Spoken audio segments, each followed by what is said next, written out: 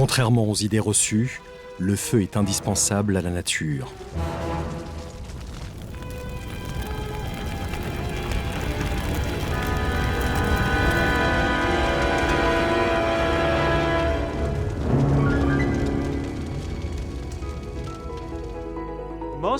La plupart du temps, et c'est compliqué à expliquer aux gens qui vivent dans les zones concernées, le feu est positif pour les écosystèmes. Pourtant, dans le monde d'aujourd'hui, le feu symbolise l'enfer. Il est devenu synonyme de destruction et dans 90% des cas, c'est l'homme qui en est responsable.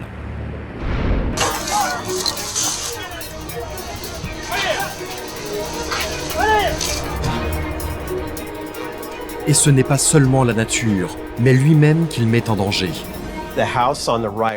Nous pouvions voir les maisons sur le côté qui prenaient feu, les unes après les autres. C'était comme dans un film. J'ai réalisé que si je sortais du camion, je prendrais sans doute feu. Auparavant source de vie, le feu est ainsi devenu notre ennemi juré. C'est pas les murs que je regrette, c'est tout, tous mes souvenirs, tout.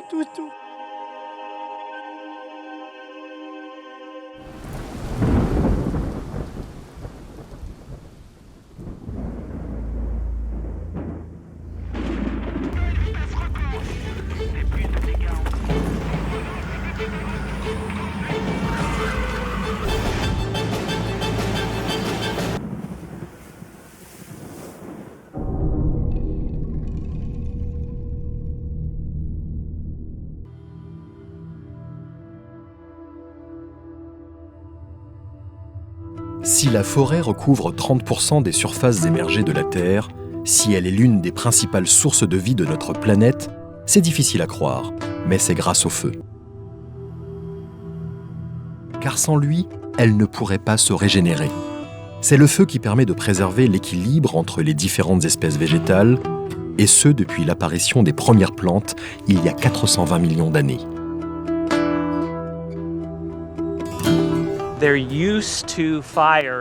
Ces feux enrichissent les sols. Ils permettent l'éclosion de nouvelles graines. Ils changent le couvert végétal pour les animaux sauvages. Il y a beaucoup d'espèces qui dépendent de ces périodes, juste après le feu, quand les broussailles sont parties en fumée. Pour qu'un feu se déclenche, il faut 3 éléments. Du combustible, de l'oxygène et une étincelle. Dans la nature, ce sont généralement les éclairs qui fournissent l'étincelle. La végétation basse est la plus facile à brûler. Le sous-bois est nettoyé sans pour autant mettre en danger les arbres eux-mêmes. C'est du moins le cas pour certaines espèces qui ont évolué avec le feu, comme les pins. Les flammes peuvent même avoir un rôle vital à jouer.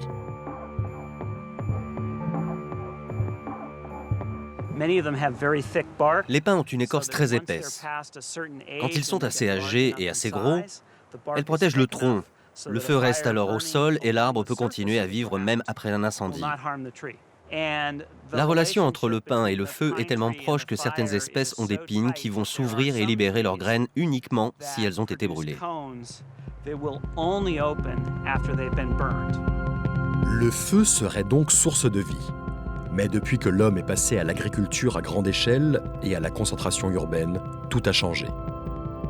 En moyenne, ce sont 40 millions d'hectares qui volent chaque année en fumée. L'équivalent de l'Allemagne et la Suisse ravagés tous les ans.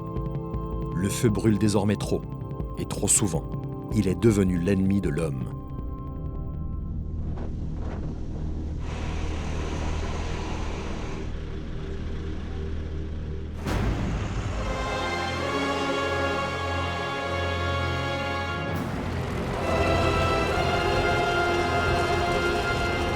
J'ai vu aux alentours de 21h de la fumée partir, j'ai appelé les pompiers, on m'a dit d'où ça venait.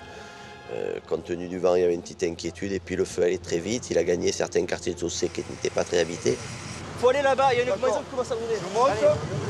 Non, ça commence à lécher, faut venir vite. Le flanc droit, lui, est toujours actif et relativement virulent à un certain point. Donc nous concentrons nos efforts sur cette partie-là, parce que ce n'est pas encore réglé et nous avons besoin avant le matin de porter un coup décisif. Je me suis rendu sur Carry avec des pompiers où là j'ai vu des quartiers évacués avec des situations dramatiques où j'étais même inquiet pour la vie de certaines personnes.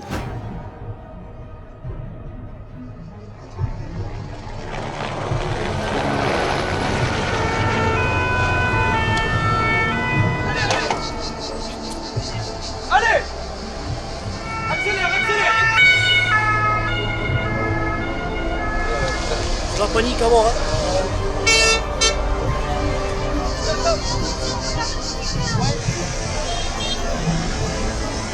On peut pas remonter là. On peut pas remonter là. Oh, c'est trop vite!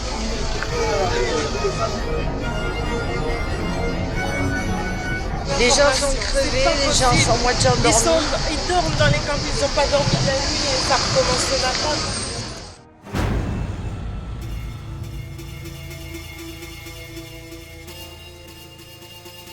Ben, regardez, hein, là ce sont les terres, toutes les terres qui ont brûlé. Toutes les terres ont brûlé ici. Alors je ne vous parle pas du fond, c'est catastrophique. Et nous nous trouvons, le caravaning se situe juste ici, à quelques mètres. J'ai commencé à regarder les flammes. Et les flammes qui arrivaient, c'est des flammes dépassées, elles faisaient 20 mètres de haut. C'est phénoménal, hein, c'est phénoménal. Dès qu'on a du vent, ben, je dors pas, on dort pas. C'est comme ça. On n'est jamais à l'abri. L'été, c'est ça. Il y a du vent, ben, on est en alerte. On n'affole pas les clients, mais on est en alerte. C'est comme ça en Provence.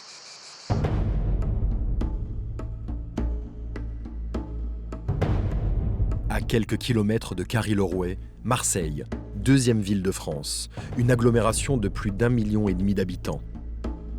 Ces quartiers périphériques sont situés en pleine nature. La garrigue pénètre presque au cœur de la ville. Un paradis ? Pas vraiment. 40% de la surface de la commune est classée en zone rouge, feu de forêt.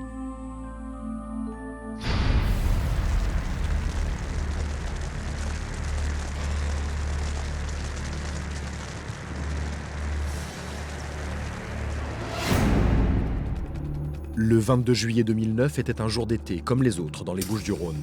Chaud, sec, sous un soleil de plomb. À 13h, un incendie se déclenche dans le camp militaire de Carpiagne, situé à moins de 10 km de Marseille. Comme dans l'immense majorité des cas, c'est l'homme qui est à l'origine de l'étincelle. La région méditerranéenne et son climat vont faire le reste.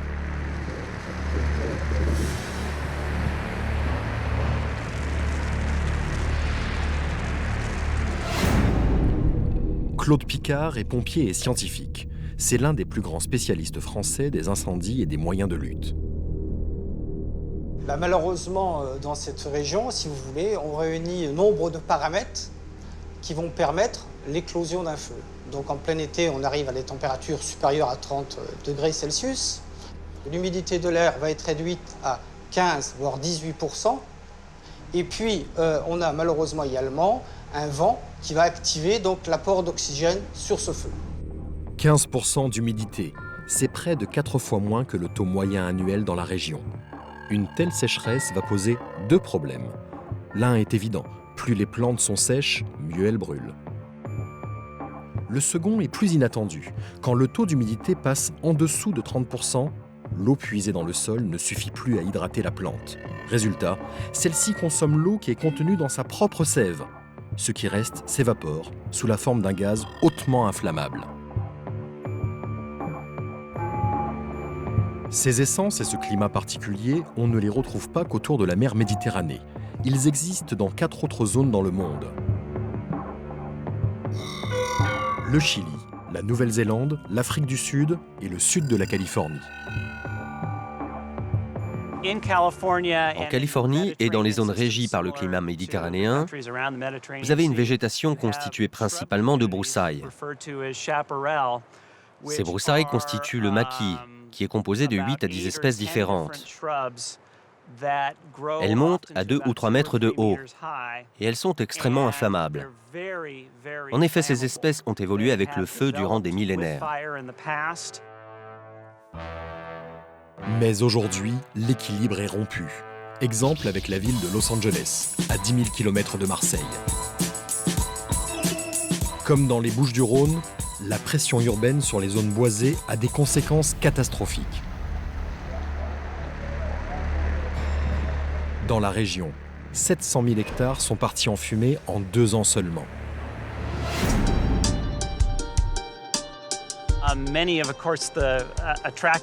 Les zones qui jouissent du climat méditerranéen sont très agréables à vivre. Résultat, nous avons eu une explosion du nombre d'habitants dans la partie sud de la Californie. Les gens se sont alors mis à construire dans des zones très boisées. Aujourd'hui, cela représente environ 7 à 8 millions de personnes qui habitent dans des quartiers au cœur de la végétation, rien que pour le bassin de Los Angeles. Cela multiplie les risques de départ de feu. Et une fois que l'incendie a commencé, il y a beaucoup plus d'habitations et de vies humaines à protéger.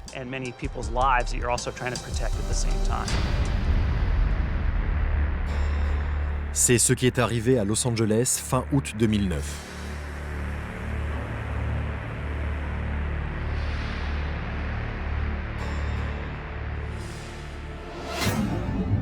Tout a débuté ici, à quelques kilomètres au nord de la ville.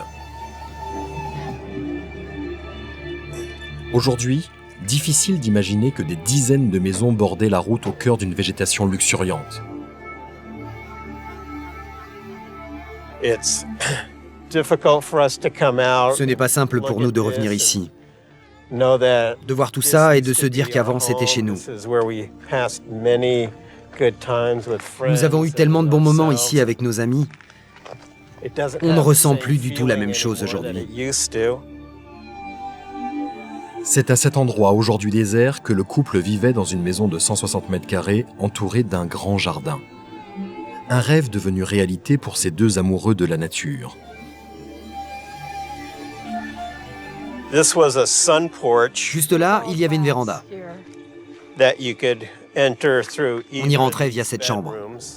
Elle était entièrement faite de vitres.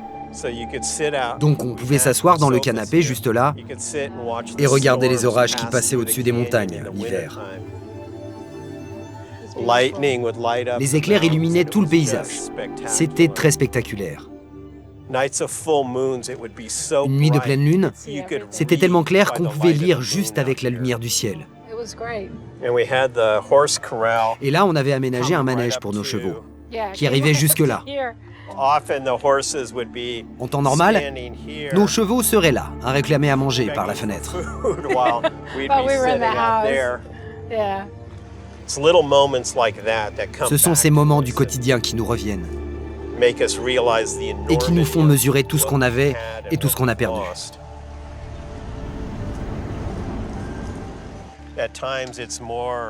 Certaines fois, ce sont les choses matérielles, les objets. Sinon, ce sont ces souvenirs de tous les jours, toutes ces petites choses qui faisaient de notre vie une vie géniale.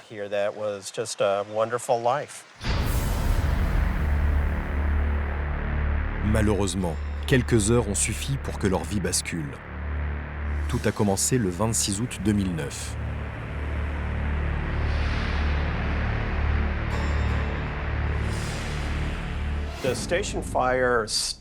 C'était un mercredi. Le feu a commencé un peu plus loin, dans les hauteurs, environ 16 km vers la grande route de la forêt. On pouvait le voir derrière les montagnes dès mercredi soir. Et chaque soir, on le voyait se rapprocher. Chaque jour, les rangers nous disaient « Ne vous inquiétez pas, c'est sous contrôle, ça ne viendra pas jusqu'ici ». Et comme on avait vécu un premier feu, qui avait été arrêté avant d'arriver dans notre propriété, et comme on nous répétait tous les jours qu'il n'y avait pas de souci à se faire, on s'est senti en sécurité. Voici où habitaient Robert et Caroline, à la limite du parc national d'Angeles, à 45 minutes du centre-ville. Le feu s'est déclenché ici. Dans un premier temps, l'incendie se déplace lentement dans une zone totalement inhabitée. Au départ, quand ce feu a commencé à brûler, il n'y avait pas de quoi avoir peur. Vous savez, ici, il y a une politique qui est que si les flammes ne menacent pas de maison, alors on le laisse brûler. Fin août 2009, les rangers responsables de la sécurité du parc pensent que le feu est sous contrôle. À ce moment-là, personne ne mesure la catastrophe à venir. Nous voici à la Canada Flint Ridge, une petite ville de 21 000 habitants coincée entre la ville de Los Angeles et le parc. Ici, nous sommes situés dans une petite vallée appelée la Canada Valley. Nous avons des montagnes au nord et des montagnes au sud. Nous avons connu beaucoup de feux de forêt. À chaque fois que vous empiétez sur le territoire de Dame Nature, c'est le risque que vous prenez. Donc nous sommes habitués au feu, mais pas comme celui de 2009. Ce feu-là est le plus gros feu de forêt de l'histoire du comté de Los Angeles.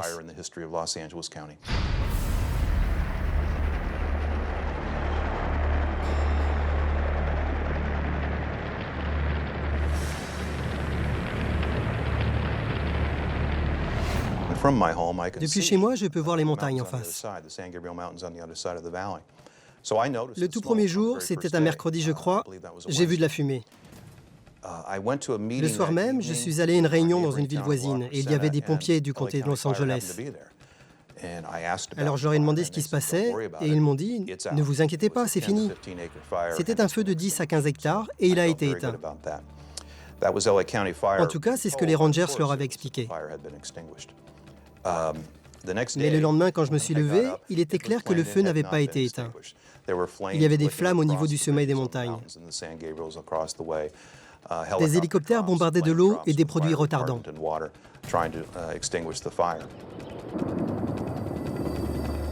Débordés par les événements, les autorités envoient tous les engins disponibles.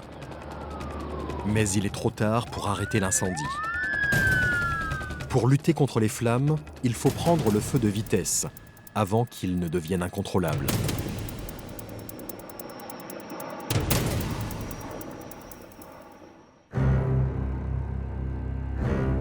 C'est ce qu'a tenté de faire le capitaine de corvette Priol, un mois plus tôt, de l'autre côté de l'Atlantique. À cette époque, c'est lui qui a pris le commandement de la lutte contre le feu. Le 22 juillet 2009, en début d'après-midi, vers 13h30, nous avons été appelés pour un départ de feu qui se situait à l'ouest du camp de Carpiagne et qui, sous l'influence d'un vent de sud-est, se dirigeait sur la commune de Marseille. Immédiatement, le capitaine déploie ses hommes. Après les infos du capitaine, il est de partout le feu. Le chef de groupe Hugues Salle est envoyé sur place. Je suis parti du centre-ville de Marseille et sur le transit, une grosse fumée était au niveau de la muraille de Chine qui est un massif situé dans le sud de Marseille. Donc on s'est positionné au départ du feu, j'ai été affecté sur le flanc gauche et on a procédé à l'extinction au niveau du flanc gauche sur des barres rocheuses, donc qui étaient assez difficiles d'accès, qui nous a fait tirer à peu près 300 à 400 mètres de tuyaux dans un massif escarpé.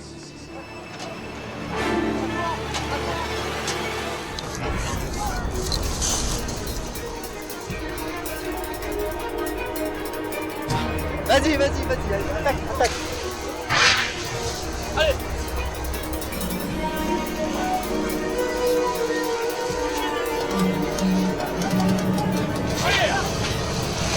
Allez. Hop, allez. Après, faut mettre un coup derrière, hein. Le groupe de Hugues Salle vient à bout du feu sur le flanc gauche. Mais sur le flanc droit, c'est une autre histoire. Le terrain est très accidenté, il entrave l'action au sol. De plus, les pompiers font face à un autre phénomène naturel, le vent, qui dans la région peut dépasser les 100 km/h. On essaie de dire en théorie que le sinistre progresse à 3% de la vitesse du vent. Donc effectivement, vous pouvez imaginer que pour un vent de 100 km/h, le feu peut se propager à 3000 m/h. Et 1 hectare de pinède qui brûle, ça peut être l'équivalent de la puissance d'une centrale nucléaire. Donc ça développe des puissances extrêmement importantes.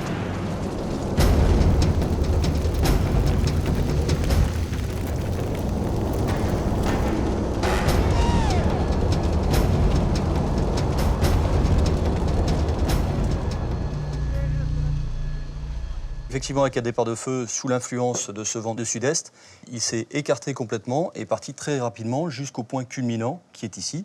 Et ensuite, arrivé au point culminant, avec un massif extrêmement tourmenté, il a continué à s'élargir au fur et à mesure.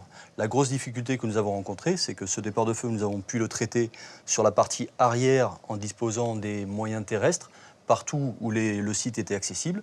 Et ensuite, pour le reste du massif, nous n'avions que les moyens aériens pour pouvoir mener une action de réduction du front de feu. Le feu est poussé par le vent. Les pompiers sont bloqués par le relief. Pour eux, impossible de poursuivre la lutte.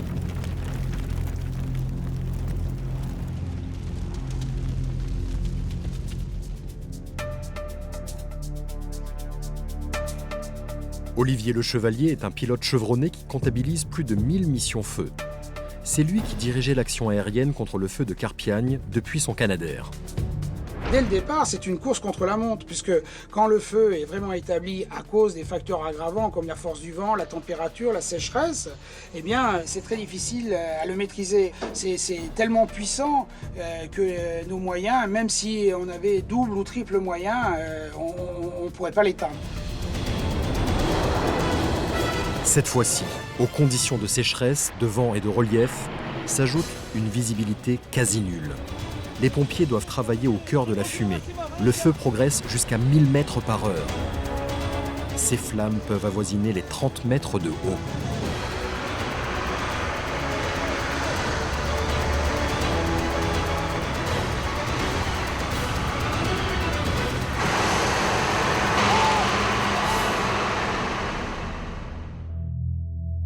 À 15h30, le capitaine de corvette Priol décide de repositionner ses hommes.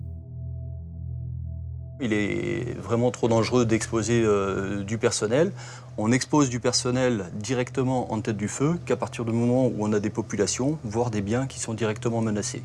Or ici, nous avons deux difficultés. C'est l'accessibilité qui n'est pas réalisable pour les troupes à pied. Et ensuite, toute cette zone-là, il n'y avait effectivement aucune habitation à protéger. Donc nous avons préféré déployer le dispositif pour protéger le premier quartier de Marseille qui allait être touché, c'est-à-dire Notre-Dame de Nazareth et le quartier de la Val-Barrel.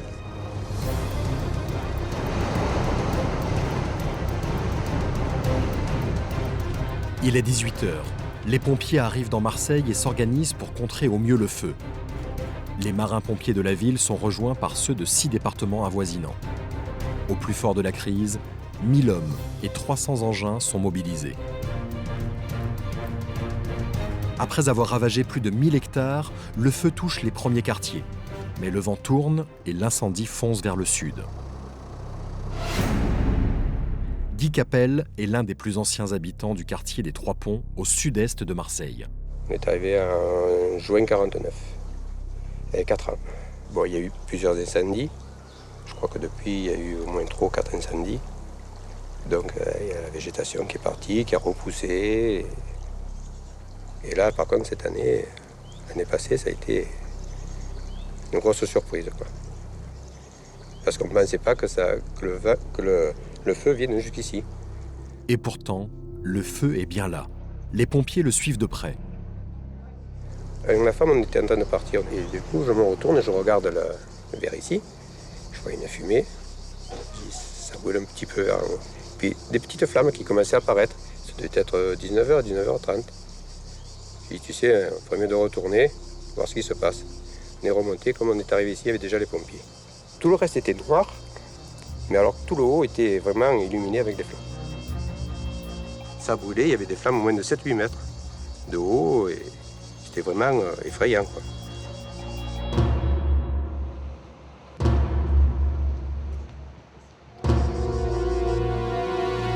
Le chef de groupe Huxal arrive à son tour avec ses hommes. Arriver dans le secteur des Trois Ponts, c'était très chaotique, puisqu'il y avait de la fumée de partout, des engins de partout. Donc j'étais rapidement interpellé par des riverains pour la défense de maisons. Il est 20h30. En premier lieu, le chef de groupe doit faire le tour du quartier pour fixer ses priorités et positionner les 15 engins et les 50 hommes. La tâche est difficile. Les rues sont très étroites et les sources d'eau peu nombreuses. feu descendait sur les maisons, donc on s'est mis en position de protection avec des lances. On se met en appui sur les maisons pour se protéger nous aussi, parce qu'on ne va pas s'exposer dans la pinade avec des flammes qui descendaient rapidement. Et puis, le feu arrivant, on fait ce qu'on peut pour le dévier, pour le protéger.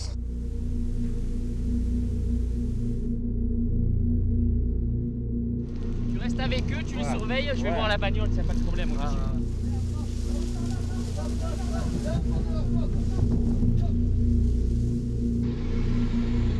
De retour dans le quartier, Marie Canzano, une voisine de Guy Capel, est confrontée au chaos. L'incendie progresse. Sa maison est menacée. Les pompiers éteignaient le feu et au fur et à mesure, les bandes de feu arrivaient sur ma maison. Et là, j'ai cru qu'elle allait brûler, quoi. Donc, j'ai passé une nuit d'horreur.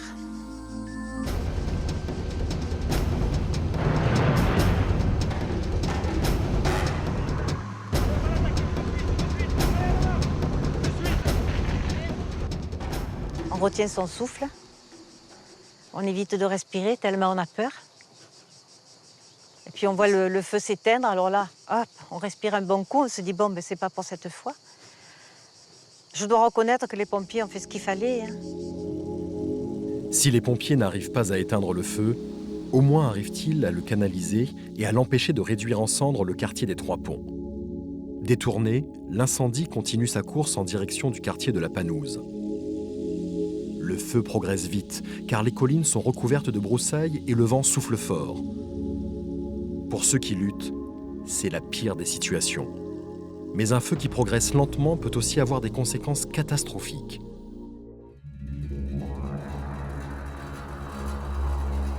Samedi 27 août 2009 au matin, au nord de Los Angeles. Cela fait maintenant 3 jours que l'incendie a démarré. Il n'a encore parcouru que 10 km. Quand le feu avance lentement, il brûle non seulement la végétation au sol, mais s'attaque aussi aux arbres. C'est ce qu'on appelle un feu de cime. La plupart du temps, quand il se déclenche en forêt, la seule solution, c'est la fuite. Car si on est pris dedans, c'est la pire des situations. Le feu peut passer au-dessus de vous, il avance très rapidement. Le feu qui avait pris son temps se met tout d'un coup à accélérer. Il se rapproche à vitesse grand V de chez Robert et Caroline. À ce moment-là, nous étions dehors devant chez nous. Il y avait des voisins aussi et nous étions tous étonnés car il n'y avait pas de vent. C'était juste un jour chaud comme les autres. Quand tout à coup, un vent de 25 km/h s'est mis à souffler depuis le bas du canyon. En fait, plus le feu se rapproche, plus Robert et Caroline ressentent un vent qui est généré par l'incendie lui-même. Pour brûler, le feu cherche à consommer tout l'oxygène disponible. Il fait alors un appel d'air, comme un aspirateur géant, et crée ainsi son propre vent qui va alimenter les flammes. Là, on s'est dit, il faut qu'on parte. On est rentré à la maison et on a commencé à faire les bagages. Et alors que j'étais en train de charger la remorque avec nos affaires, un voisin est arrivé en courant. Et il m'a dit qu'il ne nous restait plus que 5 minutes.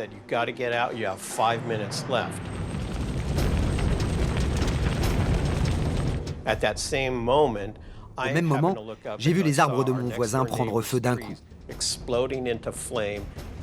Derrière, il y avait un mur de flammes de 10 à 15 mètres de haut. J'ai couru à l'intérieur et j'ai hurlé à Caroline. Vite, il faut sortir. On n'a plus le choix, la maison va brûler.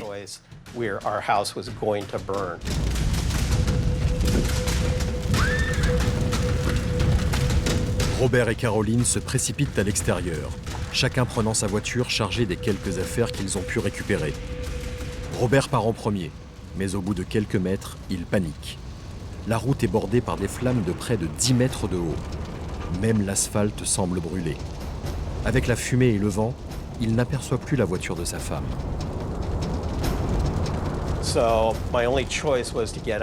La seule solution pour être rassuré, c'était de descendre du camion et de courir pour voir ce qui se passait. Mais j'ai réalisé que si je sortais du camion, je prendrais sans doute feu. J'étais totalement paniqué. Je ne savais plus quoi faire. Et là, j'ai vu les lumières des phares derrière moi. Et nous avons pu repartir. Il y avait ces énormes boules faites d'épines de pin qui étaient poussées par le vent. Elles prenaient feu en roulant. Et nous, on a continué à conduire à travers tout ça. La route qui était couverte d'épines était aussi en feu. Dans tous les jardins, il y avait des arbres qui se rejoignaient pour faire une canopée au-dessus de la route. Donc on roulait littéralement dans des tunnels de feu. Alors que le couple progresse tant bien que mal au cœur du brasier, les flammes détruisent tout sur leur passage. Depuis la route, nous pouvions voir les maisons sur le côté qui prenaient feu les unes après les autres. C'était comme dans un film. Là, j'ai compris qu'on avait perdu notre maison. Il n'y avait plus un pompier, tout le monde était parti. Alors on a conduit en dehors du canyon, et quand on a regardé en arrière, c'était comme une scène de l'enfer de Dante.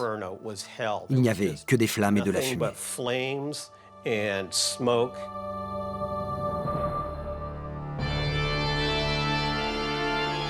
En quelques minutes, pas moins de 50 maisons sont détruites par les flammes. Presque toute la végétation est anéantie. Et le feu continue sa progression. Alors, qu'est-ce qui explique que l'incendie se soit montré si destructeur ? Qu'il ne se soit pas contenté de consumer le couvert végétal au sol, remplissant ainsi son rôle de débroussaillage. Aussi étonnant que cela puisse paraître, l'une des raisons tient dans le fait que l'homme s'est mis à contrarier la propagation naturelle des feux. Les gens éteignent les feux naturels à cause du danger que cela représente. Résultat, des plantes qui n'avaient le temps de développer des racines que sur 4 ou 5 cm de profondeur dans la terre peuvent maintenant le faire sur 50 ou 60 cm. Cela fait des feux qui durent beaucoup plus longtemps, qui vont devenir très chauds. Et s'ils sont assez chauds, ils ne vont pas se contenter de brûler la surface ou les petits arbres. Ils vont monter à la cime des grands arbres et vont se mettre à courir sur cette cime.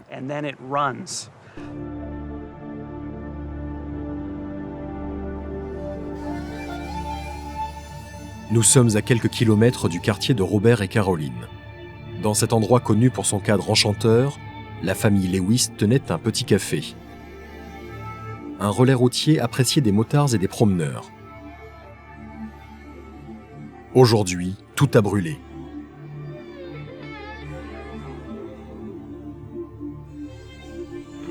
Au moment où l'incendie descend des collines, alors que tout le monde fuit les lieux, les deux fils et un ami décident de rester pour tenter de sauver leur café.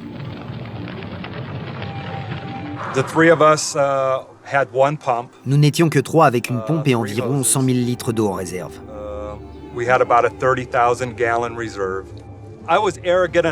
J'étais assez stupide pour croire qu'on pouvait arrêter le feu.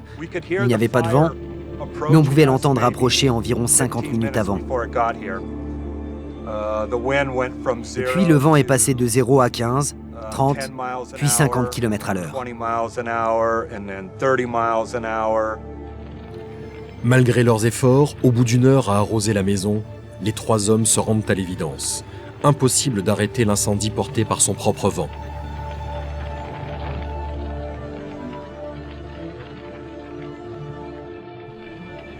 On est resté jusqu'à ce que le feu atteigne le haut du toit. La visibilité était vraiment trop mauvaise. On ne voyait pas à 10 mètres. Et puis ça n'avait pas brûlé depuis très longtemps ici, vous savez. Et il y avait énormément de combustible. Ça a tout brûlé. Ça a tout pris. Tous les arbres, tout ce qui était vivant jusqu'à la rivière. Ça a même bouilli les poissons.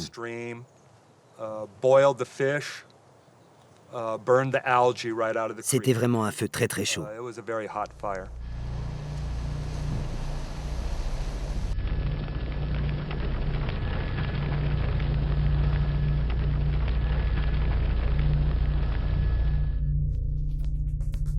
Pendant ce temps-là, à peine plus de 10 km, la banlieue proche de Los Angeles vit une belle journée d'été comme les autres. Mais cela ne va pas durer. Kathleen Sutherland habite la Crescenta, un endroit tout proche de la Cité des Anges qu'elle a choisi pour son calme et sa proximité avec la nature. C'est ce qui est génial ici. Il n'y a qu'à descendre la rue, prendre l'autoroute et on est dans le centre de Los Angeles. C'est là que je travaille et ça ne me prend que 25 minutes. Cet été 2009 est gravé à jamais dans sa mémoire. J'ai entendu parler du feu à la télé et au départ, je n'étais pas inquiète. C'était loin, par là-bas. En revenant du travail, je pouvais voir des fumées, mais ça ne me préoccupait pas. Pourtant, chaque jour, quand je rentrais, je voyais les fumées qui se rapprochaient encore et encore.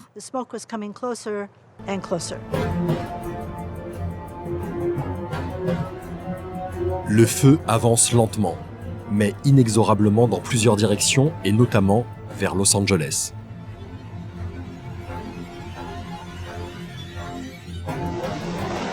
Les pompiers du comté de la ville prennent alors les choses en main. C'est l'une des plus grosses unités du pays. Elle veille sur la sécurité de plus de 3 millions de personnes réparties sur un territoire grand comme l'Île-de-France. Cette unité compte 3000 pompiers de terrain installés dans 189 casernes. Outre l'utilisation de bombardiers d'eau et de pompiers au sol, les soldats du feu américains utilisent des méthodes spécifiques. Dans la nature, il est impossible de priver un feu d'oxygène. Ce qu'il faut, c'est le priver de combustible. Et pour cela, nous creusons des tranchées pendant l'incendie en tête du feu. Pour ce faire, nous avons des bulldozers spéciaux qui peuvent faire des tranchées de plus de 10 mètres de large. Et si on y arrive, alors le feu s'éteindra. Creuser des tranchées pour priver le feu de bois pendant les incendies, une méthode radicale. Mais les pompiers vont plus loin. Ils mettent eux-mêmes le feu. C'est ce que les spécialistes appellent les backfires. L'une de nos dernières techniques, c'est de lutter contre le feu avec le feu. Et c'est très efficace. En fait, devant le feu, on va allumer un petit incendie qui va tout brûler doucement.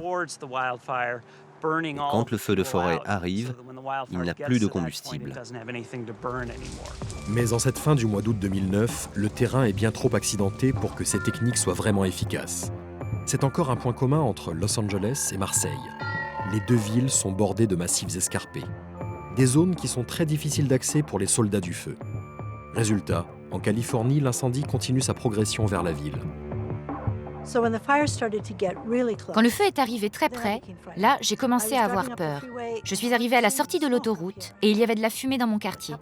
Je me suis dit, mais qu'est-ce qui se passe? Quand je suis arrivée chez moi, il y avait des hélicoptères qui volaient tout autour. Ils passaient toutes les 3 minutes et ils bombardaient de l'eau sur le feu. Celui-ci était encore un peu plus loin, mais il y avait tellement de fumée. Et puis ces hélicoptères qui n'arrêtaient pas de tourner, tourner. J'étais terrorisée.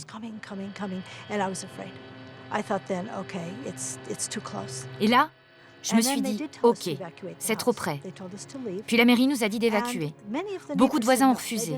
Mais mon mari et moi, on avait trop peur, alors on est partis. Les unes après les autres, les villes du nord de Los Angeles sont évacuées. De Tujunga à Altaneda, mais aussi la Crescenta, Pasadena, Glendale et la Canada Flint Ridge. Le feu était arrivé très près au nord de la ville, très près des maisons. Et c'était tout simplement trop dangereux. Donc nous avons fait évacuer. L'idée était aussi de rendre le travail des pompiers plus facile. Il y en avait énormément, de Los Angeles, mais pas seulement, de tout l'ouest des États-Unis, de la Californie, de l'Arizona, et puis d'autres États qui étaient venus pour aider. On voulait que personne ne se retrouve sur leur chemin et que leur mission soit la plus facile possible. Le feu menace près de 10 000 habitations et 5 000 pompiers sont mobilisés pour les protéger. Heureusement pour eux, il n'y a pas de vent. Un vrai miracle. Car comme souvent en France avec le Mistral, les incendies de la région sont attisés par un vent violent, le Santa Ana. Ici, en Californie, le vent de Santa Ana souffle à l'automne, quand le climat est très sec, avec très peu d'humidité et que la température est encore assez élevée, quand elle atteint environ 40 degrés Celsius.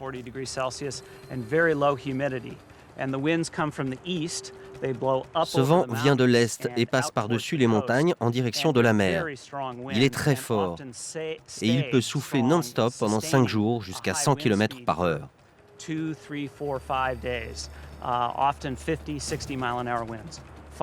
Poussé par ce vent, le feu peut se déplacer jusqu'à 40 km/h s'il a assez de combustible.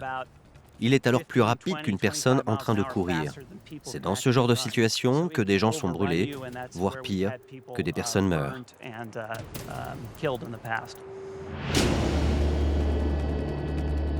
Ce feu de fin août 2009 est gigantesque, mais heureusement pour Los Angeles et sa banlieue, le Santa Ana n'est pas de la partie.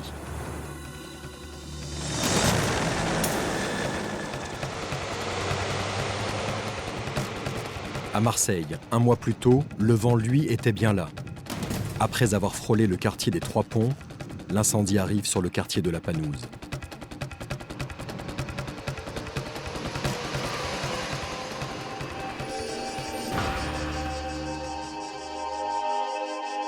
Cette nuit-là, Antoinette et André Colonna étaient chez des amis à 300 km de chez eux.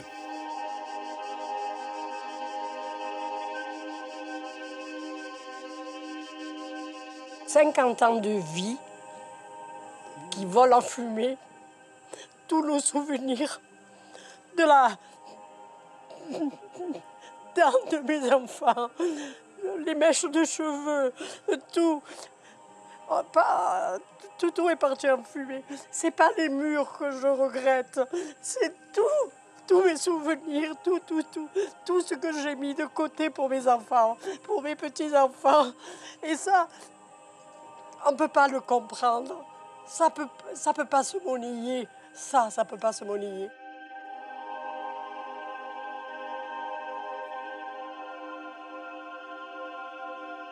Beaucoup nous ont dit, bon, avec un simple tuyau d'arrosage, vous auriez pu éteindre ce début d'incendie. Bon, mais c'est vrai qu'il n'y avait personne, n'était pas là. Chaque voisin était occupé à défendre la leur. On ne pouvait pas non plus leur demander de défendre celle des autres. C'est à 1h30 du matin que les pins, sur le versant qui fait face à la maison des Colonna, se sont enflammés. Chargées de sève, les pommes de pin explosent et sont projetées sur des distances impressionnantes allant jusqu'à 800 mètres. Elles partaient comme des obus. Alors, c'est rentré, ça, bon, d'abord une, puis deux.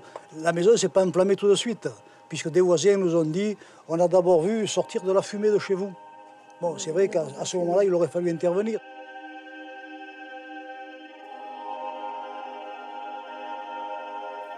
Quelques heures après avoir détruit cette maison, le feu sera enfin circonscrit. L'habitation des Colonna sera la principale victime des flammes. Une catastrophe limitée, peut-être, mais pour le couple de septuagénaires, les pertes matérielles sont grandes et le traumatisme profond. Bon, est-ce qu'on peut reconstruire une vie à partir de cet âge-là? Enfin, moi, je ne pense pas. Hein, ou alors, je vous le dirai dans 30 ans, hein, si on a pu reconstruire une vie. Mais pour l'instant, je ne peux pas encore le dire. On était bien, on était au paradis.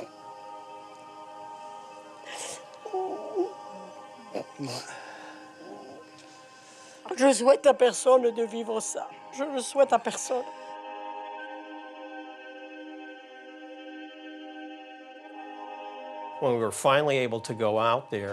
La première fois que nous sommes revenus après l'incendie, nous avions l'impression de marcher dans un village après un bombardement.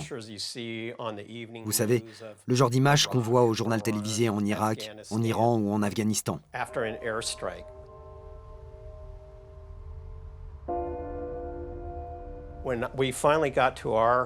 C'était tellement détruit que quand je marchais dans la maison, j'ai mis un certain temps à savoir dans quelle pièce je me trouvais.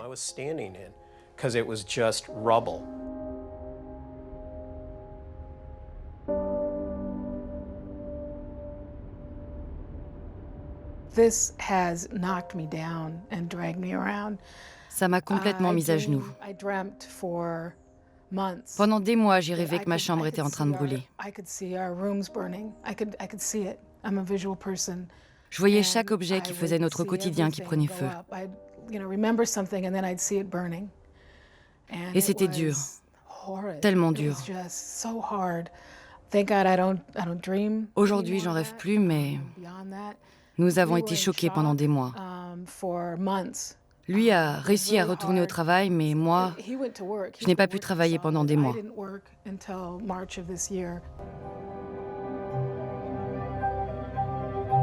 Au final, le feu du 26 août 2009 va brûler pendant plus d'un mois. Il ne sera considéré comme définitivement éteint que le 16 octobre de la même année, laissant derrière lui un bilan très lourd. 65 000 hectares brûlés, 209 bâtiments dont 89 maisons détruites, des dizaines de blessés et 2 pompiers décédés. Et cet incendie a eu des conséquences à bien plus long terme.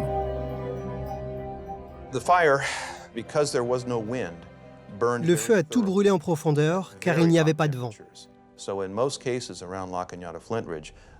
Résultat, il ne restait plus rien. Plus de troncs, plus de broussailles, rien du tout.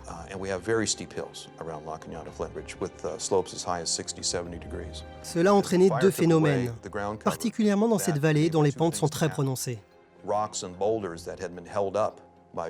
D'abord, les rochers n'étaient plus retenus. Ils ont commencé à dévaler les pentes et sont tombés par exemple sur la route de la Crête, qui est d'ailleurs toujours fermée. Et puis nous avons vite compris que le pire était à venir, que le risque de coulée de boue et d'inondation était extrême pour l'hiver qui venait et celui d'après.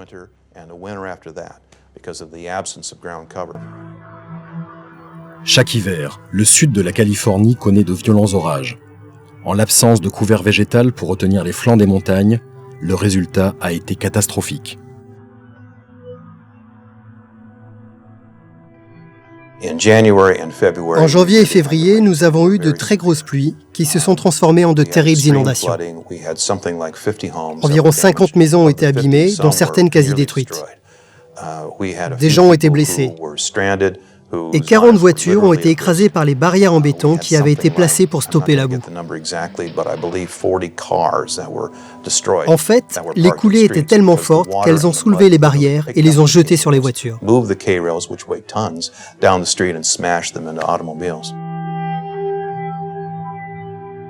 Dans de nombreuses communes, le bilan de ces coulées de boue a été plus lourd que celui des incendies. Et ce n'est pas fini. Ces situations dramatiques risquent de se répéter à chaque saison des orages pendant encore 5 à 6 ans, le temps que la végétation repousse.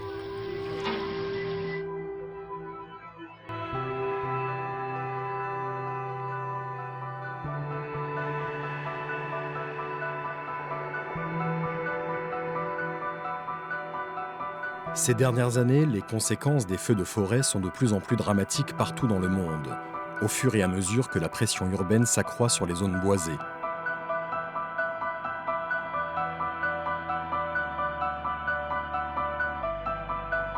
De même, pour être source de régénération, les feux de forêt ne doivent se déclencher qu'1 à 2 fois par siècle. Aujourd'hui, la cadence a été multipliée par 10. La forêt ne parvient plus à se reconstituer et un autre phénomène aggrave la situation.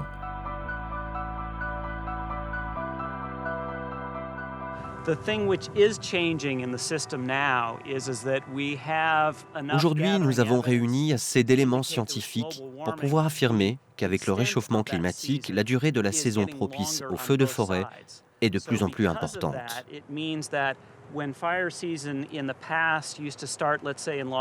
Cela signifie, par exemple, que quand la saison commençait à Los Angeles en mai et durait jusqu'à octobre, il y a encore quelques années, elle commence aujourd'hui en avril, voire en mars, et parfois même début mars.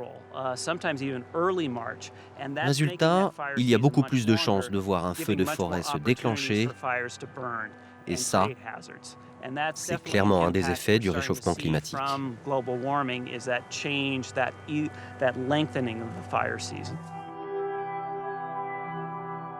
Dans la nature, les incendies remplissent un rôle bien particulier et indispensable à de nombreuses espèces. Mais pour qu'ils soient bénéfiques à notre environnement, encore faut-il que le cycle naturel soit respecté. Le nombre de feux de forêt a tellement augmenté qu'il serait, selon certaines études, responsable de 20% des émissions de gaz à effet de serre. Ils participent ainsi au réchauffement climatique qui, à son tour, multiplie les feux de forêt. Un autre cycle s'est mis en route, qui n'a plus rien de naturel.